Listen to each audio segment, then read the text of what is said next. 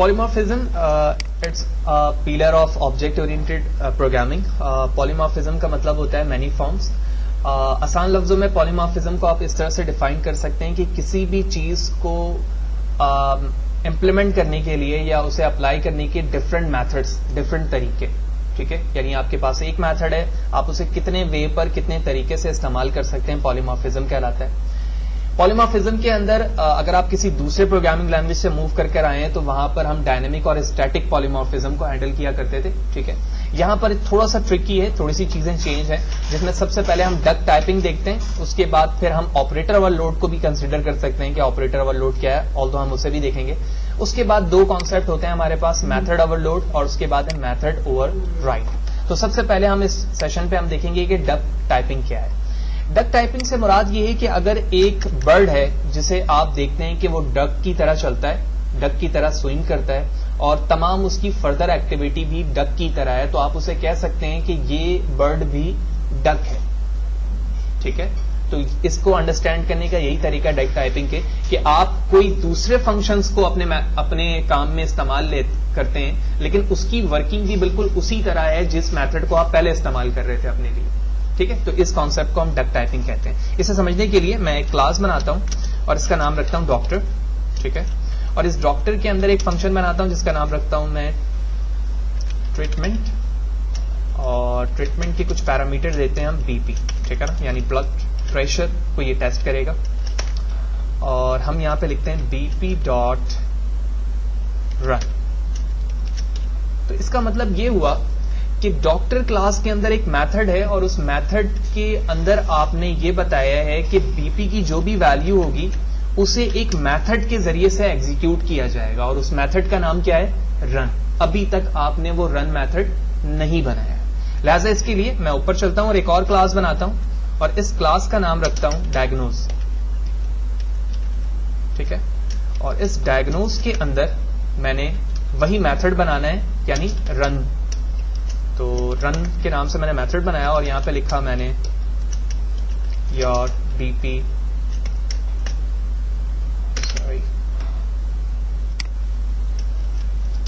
is 50 by 120. Okay, may be change اور not, تو ہم ابھی ہارڈ کوڈڈ پہ ہی کنسیڈر کر رہے ہیں اسے. ٹھیک ہے، تو اگر میں ڈاکٹر کے نام سے آبجیکٹ بناتا ہوں اور بی پی کی کوئی بھی ویلیو یہاں پر دیتا ہوں تو وہ کیا کرے گا؟ وہ اس اسٹیٹمنٹ کو یہاں پر لے کر آئے گا اور اس کے ساتھ ایگزیکیوٹ کر دے گا. ٹھیک ہے، ایک سمپل سی ایگزامپل بنائی میں نے.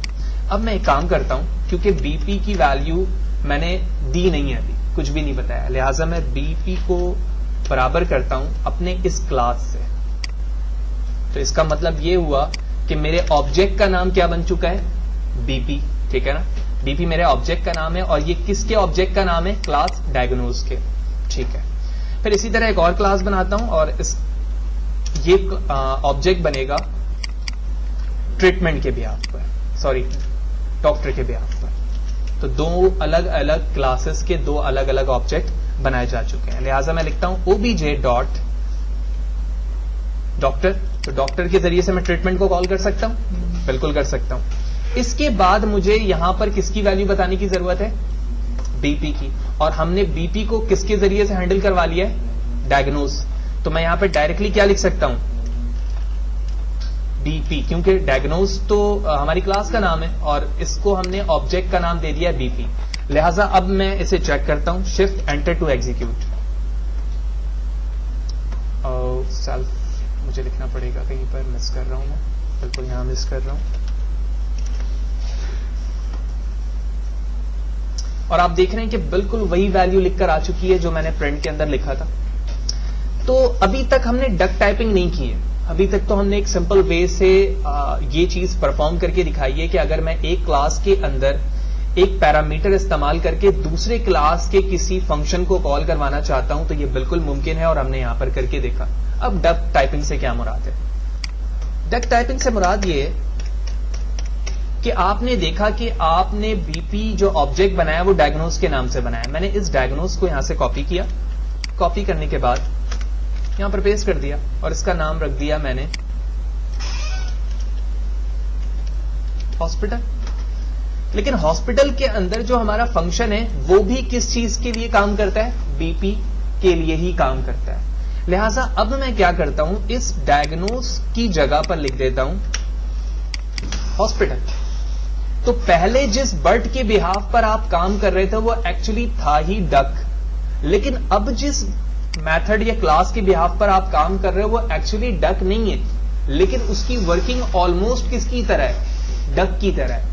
اسی فنکشنز کے بہاف پر جب میں اپنے پروگرام کو ایگزیکیوٹ کرتا ہوں تو آپ دیکھو گے کہ بالکل وہی اسٹیٹمنٹ پرنٹ ہو گئی جو ہماری اس پہ ہو رہی تھی. تو اس فارمیشن آف پروگرام کو ہم کہتے ہیں ڈک ٹائپنگ, جس کے ڈیفینیشن میں نے آپ کو اسٹارٹ پہ بتائی تھی کہ اگر کوئی برڈ ڈک کی طرح چلتا ہے, ڈک کی طرح تیرتا ہے اور اس کی تمام ورکنگ ڈک کی طرح ہے, تو ہم کہہ سکتے ہیں کہ یہ برڈ بھی کیا ہے, ڈک ہے آلموسٹ. اور یہاں پر ہم نے اسی چیز کو پرفارم کر کے دیکھا کہ جو کام میں ڈائگنوز کی طرح کے ذریعے کر رہا تھا وہی میں اگر ہاسپٹل کے نام سے کوئی فنکشن بناتا ہوں تو اس کے ذریعے بھی وہ کام ہو سک رہا ہے جو میں نے اس کے ذریعے سے کیا تھا. لیکن یہ تو ایک چھوٹی سی ایگزامپل تھی. ممکن ہے کہ اس ہاسپٹل کے اندر ڈفرنٹ میتھڈ موجود ہوں, لیکن جس میتھڈ کو ہمیں یوز کرنا ہے وہ ہم یہاں پر پھر پاس کر دیں گے. کلیئر؟ تو اس کے ذریعے سے ہمارا یہ کام ہو جائے گا. تو اس سیشن میں ہم نے ڈک ٹائپنگ کو دیکھا. اوور آل جب ہم آگے جائیں گے تو method over loading, over riding اور اسی طرح آپریٹر اوور لوڈ کو بھی دیکھیں گے کہ آپریٹر اوور لوڈ سے کیا مراد ہے, اور وہاں پر ہمیں اور بھی بہتر طریقے سے یہ تمام پالیمورفزم کے ٹائپس اور میتھڈ سمجھ میں آ جائیں گے.